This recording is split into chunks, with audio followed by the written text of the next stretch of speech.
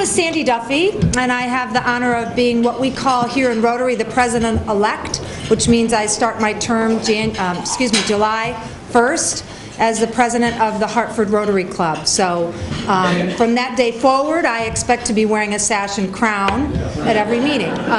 So I am just so honored and pleased that I have the opportunity to introduce our guest speaker, and I'm so thankful to all of you who came out today to join us in our Rotary meeting and to hear, of course, our guest speaker. So Mr. Bronin was appointed January 1st, so just a short while ago, as the 67th mayor of the city of Hartford. He is a husband, a father, a veteran, an attorney, and is committed to building a stronger Hartford for all of Hartford's residents. Mayor Bronin has had the opportunity to serve in senior positions at both the federal and the state government. In 2013, he was appointed by Governor Malloy to serve as general counsel. Prior to his role in Governor Malloy's office, he served as the Deputy Assistant Secretary for Terrorist Financing and Financial Crimes at the U.S. Department of Treasury in Washington, D.C. He also served as an officer in the U.S. Naval Reserve and was a member of the military's anti-corruption task force during his deployment to Afghanistan. Most recently, Mayor Bronin worked as a partner at the law firm of Hinckley Allen. Prior to his election, Mayor Bronin proudly served on the boards of the Hartford Public Library and the Amistad Center for Arts and Culture. Mayor Bronin earned his BA and JD from Yale University and his MA from Oxford University, where he studied as a Rhodes Scholar. He and his wife, Sarah, live in Hartford with their 3 young kids. So on behalf of Rotary and all the guests today, I welcome you to come and speak to us, Mayor Bronin.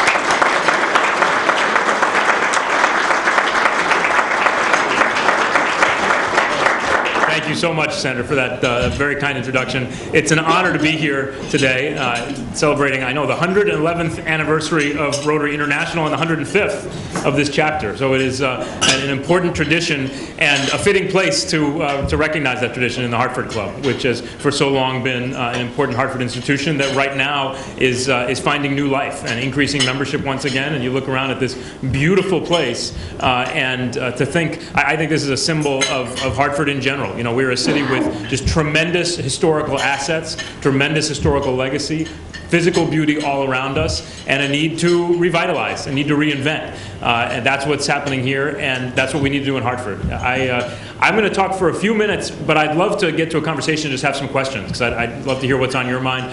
You know, the vision for the city of Hartford that I've been talking about everywhere I go is to make Hartford once again the undisputed economic and cultural heart of this region of more than 1 million people.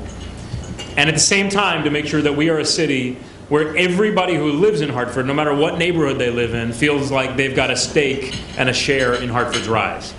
And you can't have one half without the other. You know, we are the economic heart of this region. We're not just a city of 17 square miles with 125,000 people. We're the heart of a region of 1 million people. And if you look at any comparable metropolitan center in the country, they act like a region. They are truly an integrated economy. You know, they realize that every part of that region rises or falls together. I think that's something we've forgotten about in this city. And so I love the opportunity to talk to groups like this, where I know we have so many people who may live outside of Hartford, but who understand the importance of having a vibrant urban heart. And everybody has a role in making that happen. But even as we try to reassert Hartford's place as the economic and cultural center, we've got to make sure that we are making everybody in Hartford a part of that. We've seen some exciting things happen in Hartford. Just next door, we've got University of Connecticut coming to build their downtown campus. They're going to have thousands of students coming soon, putting more feet on the street, hopefully supporting more retail, creating that energy. We've got thousands of units going up in residential, conversion from commercial to residential, and they're leasing up. You know, 777 Main Street, the old Bank of America building, is now almost 80% leased up. And many, many other buildings seeing the same. So there's good progress here, but at the same time, we are still a city where far too many of our residents have been left out. They're left out of our economy. They're left out of the city's progress.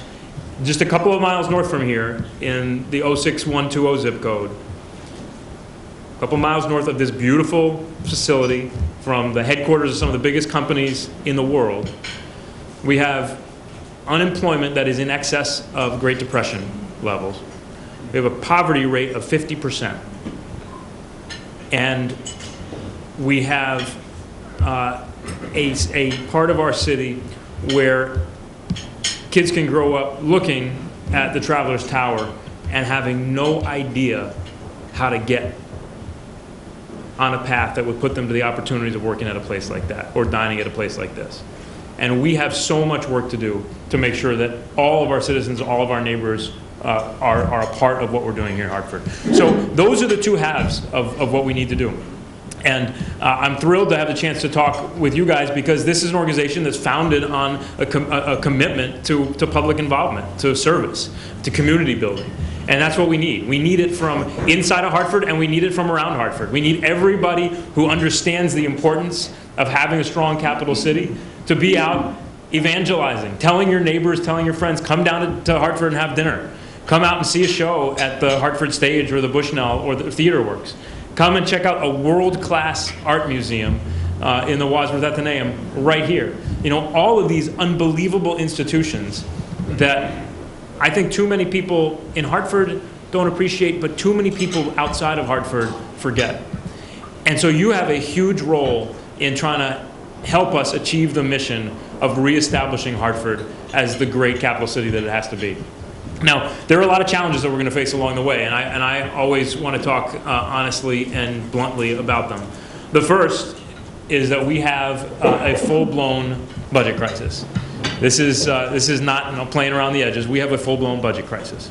And part of the reason for that is that we as a state have decided long ago that we would be broken into 169 separate municipalities, that you could take a capital city that has one of the poorest populations in the country and draw a circle of 17.5 square miles around it and ask that city to bear an enormous burden of providing resources and services to a region primarily on the basis of local tax revenue. It's not to say we don't get support from the state, we do, but we are one of the few places in the country where an urban center of this size, with the challenges of this size, is built on such a narrow foundation. And as a result, we're facing a fiscal crisis that is going to take some real restructuring to work on. And my commitment to everybody who I ask to get involved in rebuilding Hartford is that I'm going to take that challenge head on and not be afraid to do things that will be hard and that will make me unpopular. But we've got to do it if we're going to build on a solid foundation.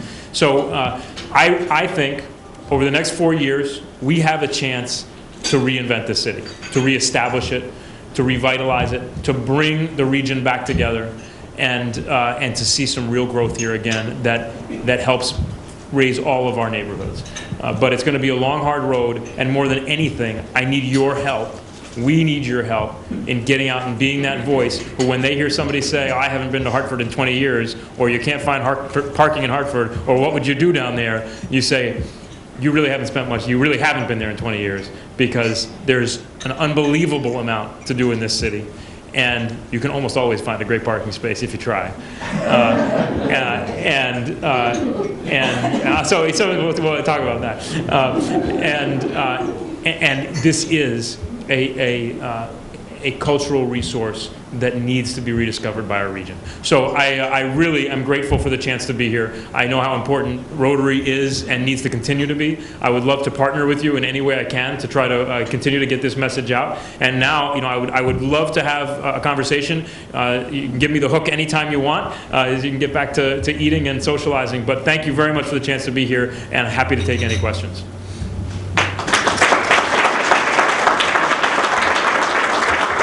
Yes, sir, in the front here.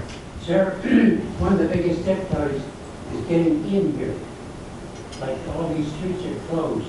When are these streets going to be open? So this street right here, which is closed, you know, right between Travelers and the Athenaeum, should be open, within the year. This is a part of a broader redesign called the IQO project, which is meant to reconnect the city, make it more pedestrian friendly. You can see here, Travelers is redoing their whole plaza to make it much more accessible, much more inviting, so it's not through the barricade that you used to see along Main Street.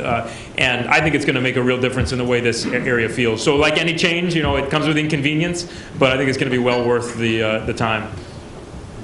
Yeah, it's right behind you. I've read that Hartford has a disproportionate amount of state-owned property. Yep. And obviously, the state doesn't pay real estate taxes to the city of Hartford. I don't know, do they pay, I think it's called payment in lieu of tax pilot? And quite frankly, if you sat down and figured out, if you really could assess the true Hartford real estate, the true tax revenue, how much revenue you potentially could really bring in the city, and can you say, hey, state of Connecticut have their own problems, quite frankly, can you give us 25% of that, 50% of that? I don't know how that all works as far as in terms of, Sure. Clearly, if you have a disproportionate amount of state property, you're going to, if you don't have the tax base to even assess, how can you generate the proper revenue to service You're exactly right. So it's not just state property. More than half of the property in the city of Hartford is non-taxable. More than half. Because it is state property, or it's hospitals, or it's universities, or it's nonprofits, or it's churches. Half of the property is non-taxable. The state does pay payments in lieu of taxes, and they actually just changed the formula a little bit last year that helped in a way that helps a little bit. What it does is reimburse most non-taxable property at 42% of the what it would pay if it were fully tax paying. State property, though, is reimbursed at 32%. So state property is actually treated, in a less advantageous way than all other nonprofit property. And for the city of Hartford, that hits us pretty hard. So I am pushing hard to try to equalize that, to at least have the state property reimbursed at the same level as all other non-taxable property. We do have to continue to push for a more full reimbursement across the board. When the pilot law was originally adopted some time ago, it called for 70% reimbursement. But that hasn't happened, and it's not likely to happen anytime soon. And I'm not going to go in naively thinking that we're going to get a massive shift in pilot payments in this fiscal environment when the state is facing some real fiscal stress as well. But to equalize the rate of reimbursement between state property and other nonprofit property, I don't think is a big ask, and I think is only right to do when you've got a capital city that bears a disproportionate share of that, the obligation of serving and supporting that state property. Chris. Just sort of an observation about human traffic flow here in the city. I've been coming here to work for about 25 years, and it would seem to me that one way to instill confidence in people that are here during the waking hours, being productive, is to figure out a way you can convince your police department at about the 7 or 8 choke points in the city to be present during those rush hours, to move traffic through the locked intersections and on the ramps, and where some people are trying to get a little selfish trying to get to work. I think if you had cops out there literally running traffic in and out, I think people would feel even better, especially, and also during the special events. I know some police are hired and paid for by the venues, but there's nothing more impressive than when you say, oh, we're going to go in, I know we can get in, I know we can get out if we have to. So you relieve that stress of people coming in to spend dollars here. There's just a sense that commerce and people are moving. Yeah. Nothing is more frustrating, I think you would agree with any town, when you just have to sit there and you watch. They're just at the mercy of traffic lights when this is a city that needs, that has, we know where they are, So that No, it is a very valid point, and I've started having those conversations. So there are a couple of things that are all linked together. First of all, our streetlights are not synced up, and they haven't been synced up since they were originally installed. It's not just a matter, though, of changing an algorithm or changing reprogramming the computer, because they're also not networked. So we have what we're doing now is going to be a process that's longer than we want, but we have to do, long overdue, to get those lights networked, to do the traffic study that will inform how they should be synced up, and then to time them properly, so you don't have the maddening experience of sitting on, taking 10 minutes to get from City Hall up to Albany Avenue, which I experience on a regular basis. So that is a part of the problem. Another part of the problem is enforcement. I think we need to be much more aggressive about blocking the box, about not blocking the box, and enforcing that. One of the things that we're going to be doing is, this shouldn't matter, but one of the things we're going to be doing is also seeking a legislative change that allows us to take some of the revenue we get from traffic, you should get from traffic enforcement. Because right now, Hartford cops issue a ticket for blocking the box, all that money goes to the state. It's the time and the paperwork and expense borne by the police department, but all the revenue goes to the state. So it doesn't incentivize that kind of enforcement.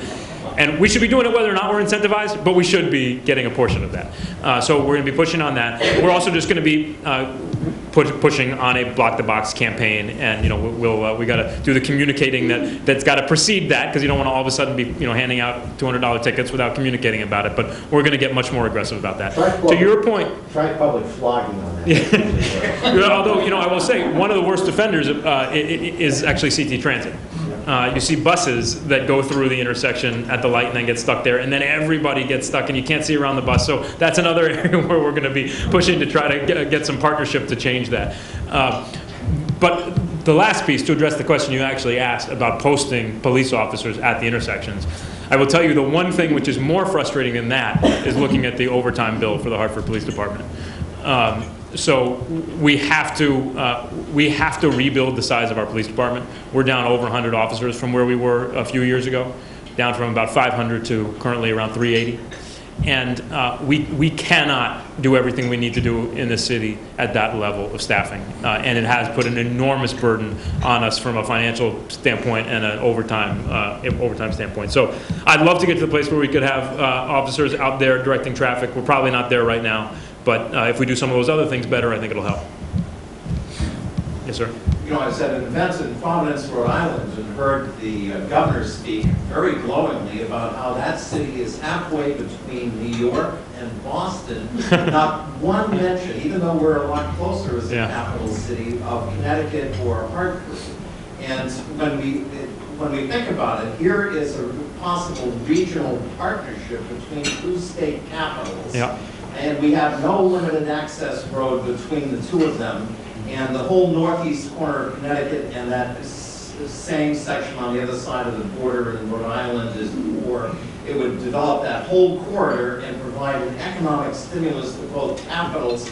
Is there any contact between Hartford and Providence? Or are we following the old colonial maximum that they're a separate entity, even though they're so very, very close? Look, I mean, the same principle that I think should cause us to rethink the way we have divided ourselves up so much within Connecticut applies more broadly in New England. I mean, we have to work better together. I think the best way to do that would be with mass transit connections. And we are, right now, one of the things that I'm excited about is that we should be on track to get commuter rail service from New Haven to Springfield that will at least link that corridor a little better. But you're right. The idea that we have a highway that ends in the middle, without connecting the two capitals is crazy. I will happily lobby for it. There's only so many battles I can take on and hope to win or influence from the seat that I'm sitting in right now. So I think the best way to build partnerships between those capital cities right now is just by literally building that relationship and seeing where it goes. But if I had to prioritize my transportation requests or my transportation asks, as much as I'd love to be linked to Providence, I think the real priority should be to strengthen that link from New York to here and from here to Boston.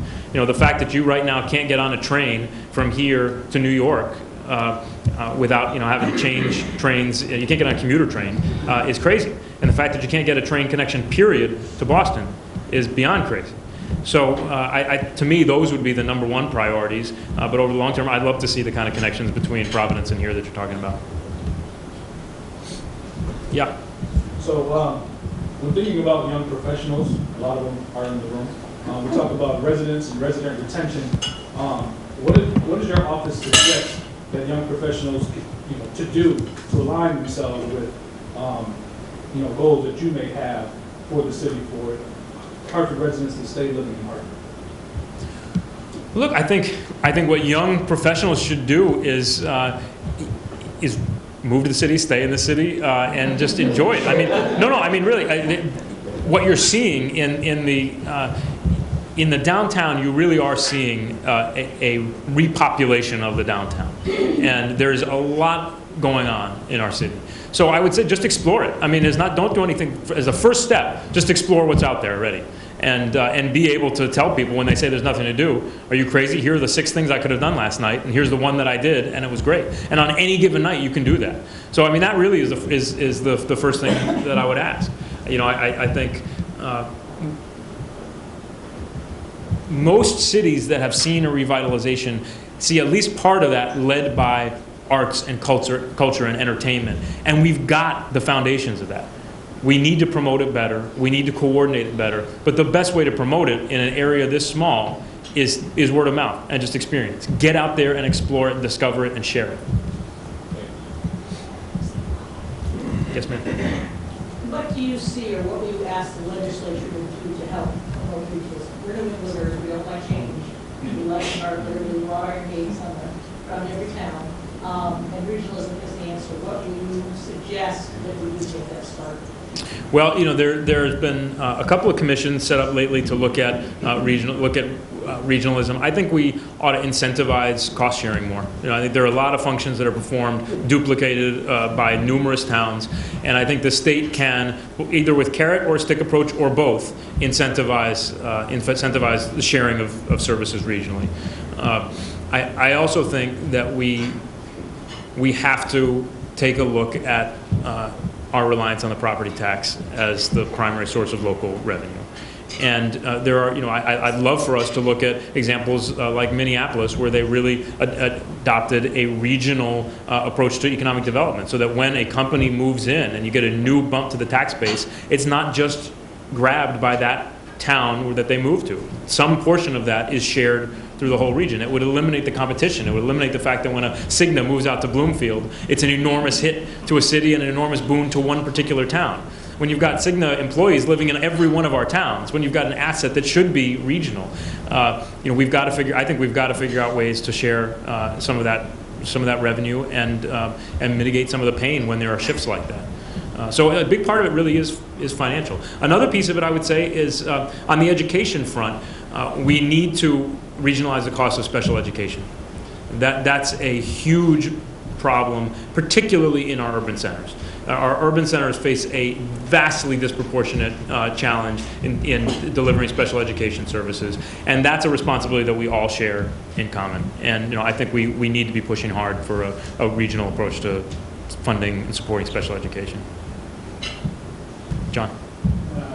Luke, Fast Track is approaching 1 year old, and the cities along the way have great hopes for community-oriented development. Have you gotten your arms around that in terms of what you think the potential is for Fast Tracks and the coming of the lowering of 84? Yeah, and I think those two things are linked very closely, because once construction starts on 84, I suspect you're going to see a lot more ridership on Fast Track. I think there's a lot of potential on Fast Track. The ridership's actually been pretty good. You know, for us, we have some Fast Track stops that are in some really strategically important locations. You know, down in Parkville, for example, where Parkville's a neighborhood that's really vibrant. You got a lot of entrepreneurship. You got a lot of small business, extremely diverse and international. I think almost at that tipping point where it's sort of getting that organic growth that then feeds on itself. And I think the Fast Track station can help with that.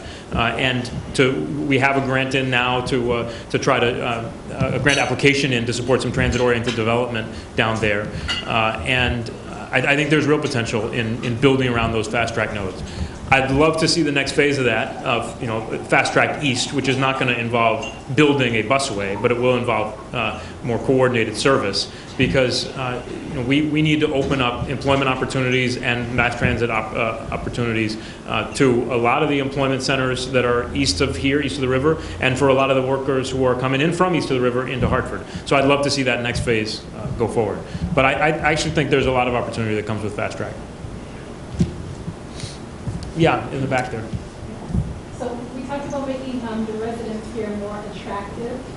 Will there be more intentionality in making it a spectrum so that it's affordable for young professionals as well as others who may work in the city, and making it more engaging in terms of livability, in terms of it being kind of a food desert, not really safe grocery stores that are downtown or in the area, gas stations, so Yeah. we don't have to travel to the suburbs to do everyday things? Yeah, so on the second piece, yes. And I would say before I get to this, before I answer, let me just do a detour, because I will say, I can't tell you how many times I hear people say, well, how could I move to downtown Hartford? There's no supermarket. 9 times out of 10, I ask them where they live and where their supermarket is, and I can get to a supermarket faster than they can where they live.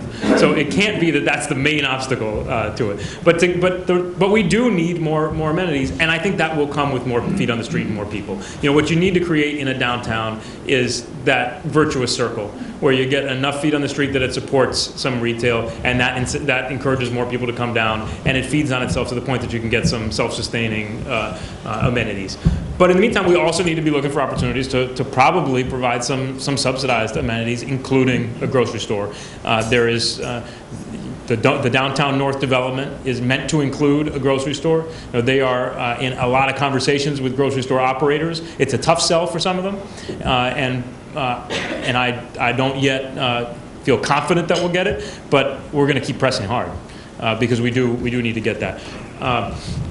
But you know, there are more small amenities coming on. You know, there are now people used to say, "Oh, there's no coffee shop on weekends." Now there are 2 really great coffee shops open on weekends, and I now have a tradition of going to get hot chocolate at Sarah's Coffee every Sunday with my kids. And you know, there are things like that are here that weren't here all that long ago. In terms of affordability, though, I will say the units that have been built downtown are not all that affordable. I mean, they're fairly high rent, although it depends on what kind of job you have. Depends on what kind of professional you are. If you're comparing it to New York or Boston, it's extraordinarily affordable. You know, if you're and the truth is, if you're comparing it to some of the suburbs, it's not all that bad either. But that doesn't mean it's in reach for a lot of people.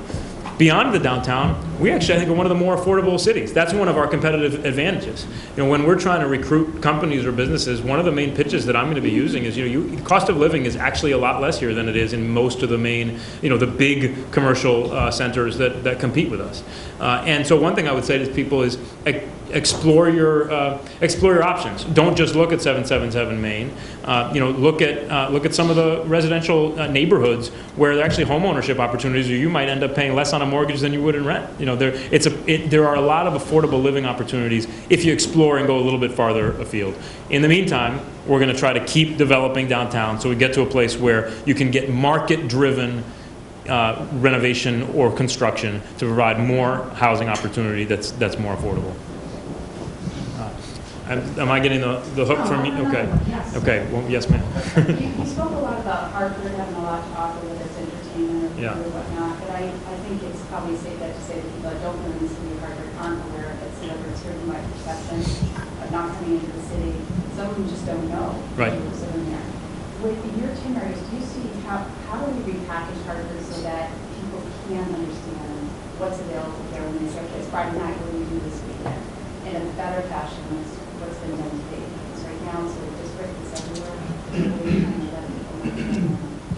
Yeah. So I want to get our website better. I'd like to have a welcome center that's more effective than the one that we've got. Ultimately, if we had resources, I'd love to do a real promotional campaign. But that takes resources.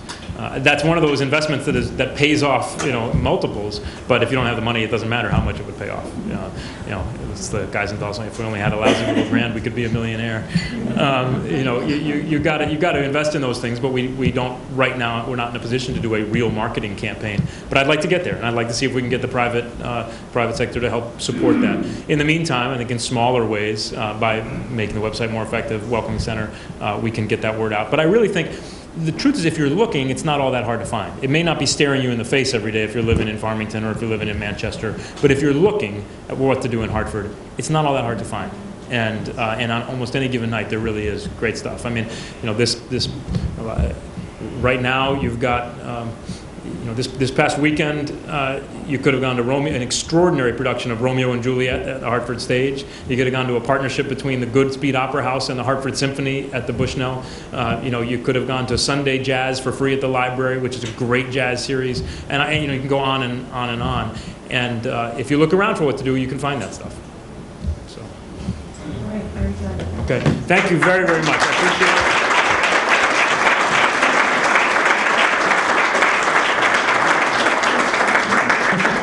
So we want to thank you. Excellent. And one of the ways that we can show our support is through what we'd like to do right now. So may I ask, so Judith Green is what we call an assistant district governor, which is a big role. She's been a Rotarian for a long time, and we honor her today. So please, Thank you, Judith. Sandy. I would like to call up Frank Collins, our past Rotary International Vice President and past District Governor. I don't know if the two of you have met. We did briefly. Frank is going to do the honors today. We're going to be inducting the mayor into the Rotary Club of Wow. Hartford as an honorary member. So I would like to ask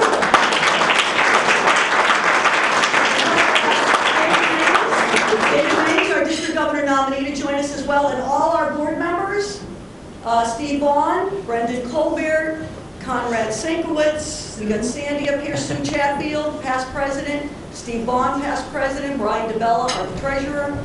Any other, Sue Chatfield? And Does I'm this gonna mean put he you. doesn't have to pay? That's right, there's no dues, it's all honors. And so, Frank is gonna actually do the pinning for the mayor, but mayor and fellow Rotarians and guests, it is my privilege and pleasure today to welcome Hartford Mayor Luke Bronin as an honorary member of the Rotary Club of Hartford in accordance with the Constitution and bylaws of the club. Mayor Bronin, as our principal motto is service above self, and you talked about partnerships, so you better be careful what you say because we're going to take you up on that. And the object of this club and all Rotary clubs is to encourage and foster that ideal as a basis of worthy enterprise. We believe you will be an exemplary representative of Rotary. Throughout your career, you have distinguished yourself with meritorious public service that furthers the ideal of Rotary. As mayor of the capital city of Connecticut, it is with great pleasure that we present you with the Rotary International emblem, which we hope you will wear with pride, and welcome you to the Fellowship of Rotary throughout the world during your term as mayor. Fellow Rotarians and guests, join me in congratulating, welcoming Mayor Luke Bronin.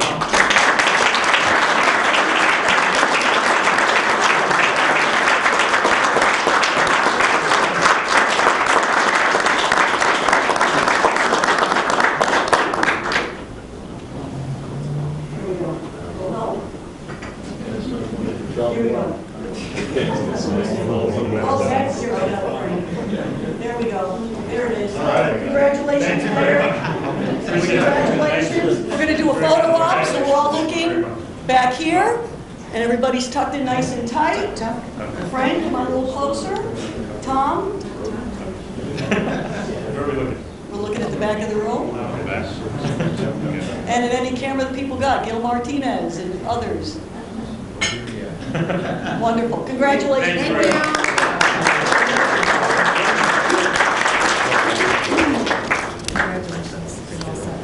Thank you.